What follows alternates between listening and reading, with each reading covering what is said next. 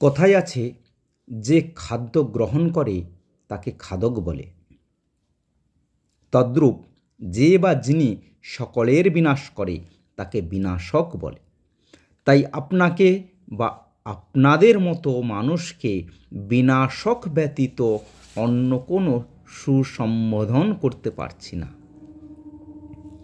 হে বিনাশক, আপনি যে নিষ্ঠুর হিংস্র মারণ খেলায় মত্ত হয়ে উঠেছেন, তার পরিণাম কিন্তু চরম ভয়ঙ্কর।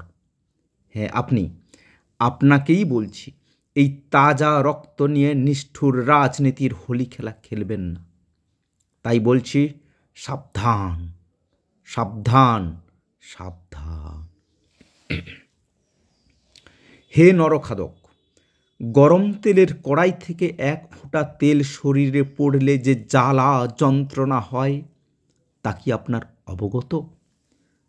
অষ্টাদশ শতাব্দীতে হিংস্র লোলুপ ভেগধারী ভণ্ড ব্রাহ্মণদের দল যেভাবে কোমল তরতাজা সদ্য বিধবা নারীদের জ্বলন্ত চিতায় পোড়াতে একটু ভ্রুক্ষেপ করত না, তদ্রূপ আপনিও হাজার হাজার শিক্ষিত যুব সমাজকে সেই জ্বলন্ত চিতায় তুলে দিয়েছেন।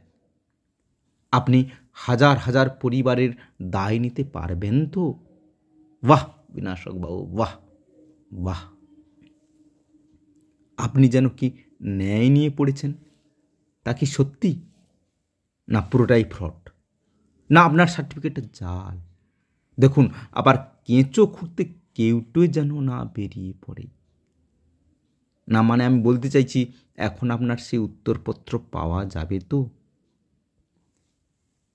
হে ভেগধারী ন্যায়ের ব্যবসায়, আপনি সত্যি মাধ্যমিক পাশ করেছেন তো? তা কিন্তু মনে হচ্ছে না।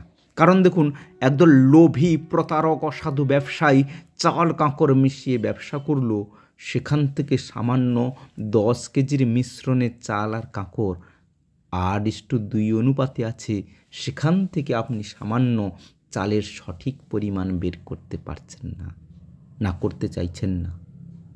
সত্যি বলুন তো, আপনার মতলবটা কি? ভেগধারী ন্যায়ের ব্যবসায়ী পূজারী। প্রদীপের সলতে শেষবারের মতো নেবার আগে যেমন ধপ করে জ্বলে ওঠে, আপনার কি বিনাশকালে থোড়ি বয়সকালে সেই অবস্থা হয়েছে?